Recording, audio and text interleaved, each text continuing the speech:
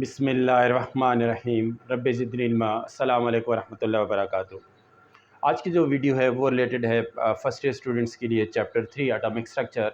इसमें हम डिस्कस करेंगे और मैं आपको साथ में बुक्स के जो पेजेस हैं टेबल भी शेयर करूंगा, साथ में एग्जांपल शेयर करूंगा जो आपको एक तो जो है वो एमसीक्यूज़, जो अब आपके पास जो नंबर ऑफ़ एमसीक्यूज़ की तादाद बढ़ गई है और इसमें आपको एमसीक्यूज़ की प्रिपरेशन में जो है वो आसानी होगी। तो जो टॉपिक हम स्टडी करने जा रहे हैं वो है सबसे पहले वो एटॉमिक रेडियस। एटॉमिक रेडियस ये आपकी जो कराची बोर्ड है आपके पास पेज नंबर 107, पेज नंबर 107 पर है ये फर्स्ट ईयर कराची बोर्ड। इसमें आपके पास जो टॉपिक है सबसे पहले वो हम जो डिस्कस करने जा रहे हैं वो है एटॉमिक रेडियस। आपको एटॉमिक रेडियस की जो है वो डेफिनेशन पता होनी चाहिए, ठीक है। एटॉमिक रेडियस जो है वो आप किस तरह फाइंड आउट करते हैं कि इसमें आप क्या लेते हैं, डाई एटॉमिक मॉलिक्यूल्स लेते हैं, ठीक है। डायटोमिक मॉलिक्यूल्स हैं आपके पास, मिसाल के तौर पर एग्जांपल यहाँ पे दी है H2Cl2, ठीक है, O2 है। ये डायटोमिक मॉलिक्यूल्स हैं, उनके दरमियान डेफिनेटली जो है वो हम क्या है बॉन्ड मौजूद होता है, दो एटम्स आपस में जो है वो बॉन्डेड होते हैं। इसी तरह ऑक्सीजन है। तो इन दो एटम्स के दरमियान जो जो डिस्टेंस है, ठीक है, जो बॉन्ड डिस्टेंस है, उस बॉन्ड डिस्टेंस को अगर आप हाफ लेते हैं तो ये उन एटम्स के एटॉमिक रेडियस के क्या होते हैं, इक्वल होते हैं। इसमें आपके पास डायटोमिक का कॉन्सेप्ट क्लियर होना चाहिए, इसकी एग्जांपल्स आपके पास होनी चाहिए, ठीक है। और हर एटॉमिक कितने बॉन्ड्स हैं, सिंगल बॉन्ड है आपके पास और ये डबल बॉन्ड्स हैं। फिर इसके बाद कुछ इन्फॉर्मेशन इन्होंने आपके साथ शेयर की हुई है। मिसाल के तौर पर और एटॉमिक रेडियस को स्टडी कैसे किया जाता है, इसको स्टडी किया जाता है एक्स-रे डायफ्रैक्शन मेजरमेंट्स होती है इसमें, एक्स-रे डायफ्रैक्टोमीटर। एक्स-रे डायफ्रैक्शन मेजरमेंट्स जो हैं वो कि बेस पे हम क्या करते हैं, एटॉमिक रेडियस को फाइंड करते हैं, ठीक है, फाइंड आउट करते हैं।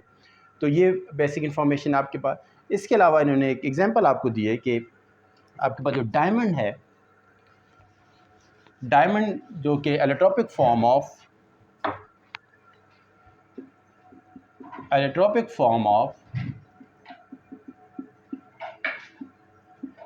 कार्बन जो है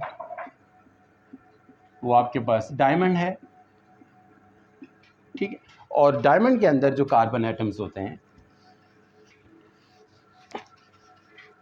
टेट्राहेड्रल शेप में क्या होते हैं, अरेंज होते हैं। कार्बन एटम्स होते हैं टेट्राहेड्रल शेप में ये अरेंज होते हैं। और इसमें इन्होंने कहा कि जो कार्बन के दरमियान जो बॉन्ड डिस्टेंस है वो क्या है, 1.54 एंगस्ट्रॉम, ठीक है। एंगस्ट्रॉम जो है वो स्मॉलेस्ट डिस्टेंस है और 1 एंगस्ट्रॉम जो है वो x-10 मीटर की इक्वल है, ठीक है। इसी तरह आप याद रखिएगा 10 एंगस्ट्रॉम जो है वो 1 नैनोमीटर की इक्वल है, ठीक है। ये बेसिक जो यूनिट्स का आपस में रिलेशनशिप है, इस इंफॉर्मेशन को आप याद रखिएगा। तो इसमें जो कार्बन एटम्स हैं इनके दरमियान जो बॉन्ड डिस्टेंस है वो 1.54 है। तो एक कार्बन का जो रेडियस होगा वो किसकी इक्वल हो जाएगा, 1.54 एंगस्ट्रॉम डिवाइडेड बाय 2, ठीक है। तो ये आपके पास आंसर आ रहा है 0.77 एंगस्ट्रॉम आ रहा है, ठीक है। तो ये आपसे पूछा जा सकता है कि the atomic radius of carbon atomic radius in diamond जो है वो क्या आपके पास 0.77 एंगस्ट्रॉम है आपके पास। फिर एक एग्जांपल आपके पास और गिवन है जिसमें सल्फ़र की एग्जांपल गिवन है। सल्फ़र जो है, क्योंकि आपके पास ये इन्फॉर्मेशन, ये डेटा आपके बुक में मौजूद है, इसलिए इस डेटा को जो ज़रूर जो है वो मेमोराइज़ कीजिएगा। सल्फ़र एटम्स के दरमियान जो है the radius of sulphur is, जिसमें सल्फ़र के दरमियान जो बॉन्ड डिस्टेंस है वो 2.06 एंगस्ट्रॉम है। तो रेडियस ऑफ सल्फ़र जो होगा वो किसकी इक्वल है, 2.06 एंगस्ट्रॉम डिवाइडेड बाय 2।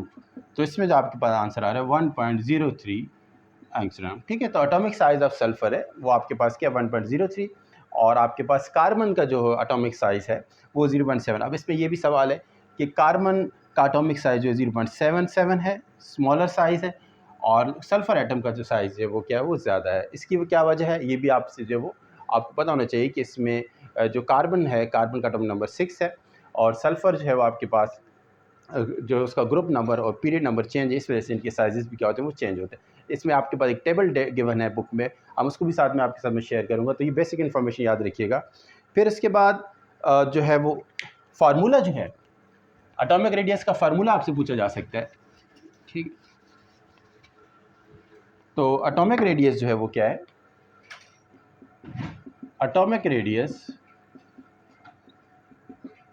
ठीक है, अगर दो एटम्स हैं तो radius of A plus radius of B है डिवाइडेड बाय 2, ठीक है। तो ये एटॉमिक रेडियस है कि दो एटम्स हैं, ए और बी एटम हैं, एटम ए और जो आपके पास क्या है, एटम बी है, ठीक है। तो इनके दरमियान का जो डिस्टेंस है, डेफिनेटली रेडियस ए इस एटम का रेडियस है और बी जो है रेडियस ऑफ बी, तो इनके दरमियान जो फर्स्ट लिए सेंटर है, इनके दरमियान जो डिस्टेंस बनता है ये आर ए है और ये आर बी है आपके पास, ठीक है। तो ये एटॉमिक रेडियस का फार्मूला भी पूछिएगा, आपसे जो है वो इंफॉर्मेशन होनी चाहिए।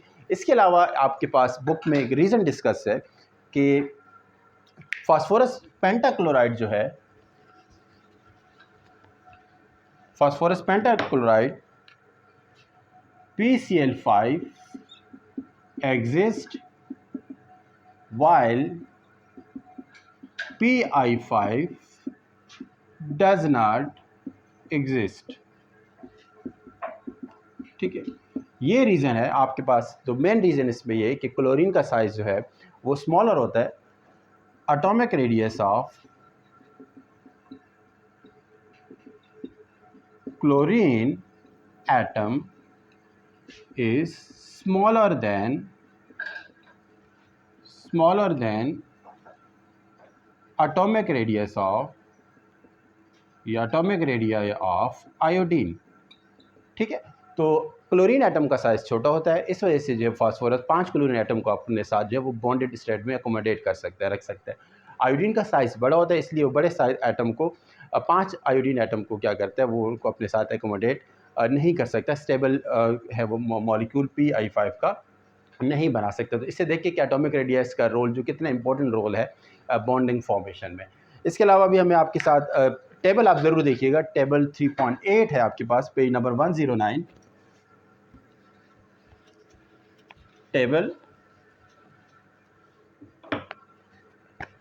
टेबल नंबर 3.8 है। इसमें आपके पास क्या गिवन है, एक डेटा गिवन है, इसमें आपके पास एटम्स गिवन है, इसमें आपको कार्बन एटम है, नाइट्रोजन एटम है, ऑक्सीजन है, फ्लोरीन है आपके पास, ठीक है। फिर सोडियम है, मैग्नीशियम है, ठीक है। तो कार्बन है, कार्बन का जो साइज़ है 0.77 है, ऑक्सीजन का साइज़ है वो 0.66 है, फ्लोरीन का साइज़ है वो 0.64 एंगस्ट्रॉम है, ठीक है। तो अगर आप देखें कि साइज़ है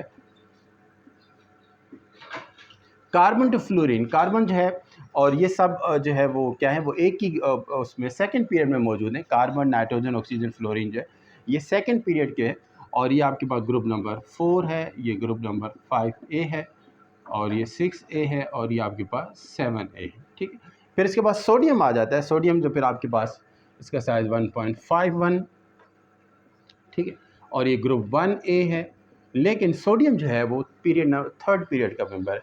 अब अगर आप देखें एक ही पीरियड के अंदर ये सेकंड पीरियड है, अगर आप ग्रुप में यहाँ तक देखें तो कार्बन, नाइट्रोजन, ऑक्सीजन, फ्लोरीन जो है ये पीरियड नंबर 2 में है, और इनका साइज जो है अगर आप कहेंगे कि from left to right in a period atomic radii decreases due to the increase in the nuclear charge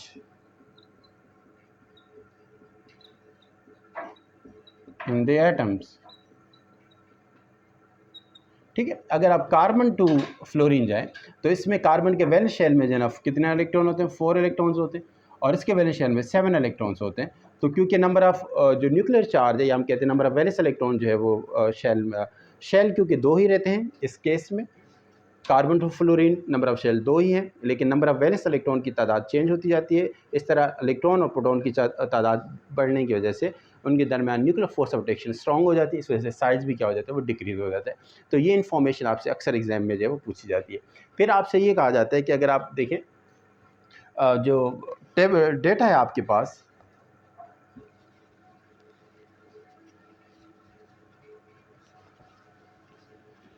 अगर आप देखेंगे इसमें कि आपके पास लिथियम है, ग्रुप नंबर 1A है, ठीक है, सेकंड पीरियड है, थर्ड पीरियड है, इसी तरह फोर्थ पीरियड है।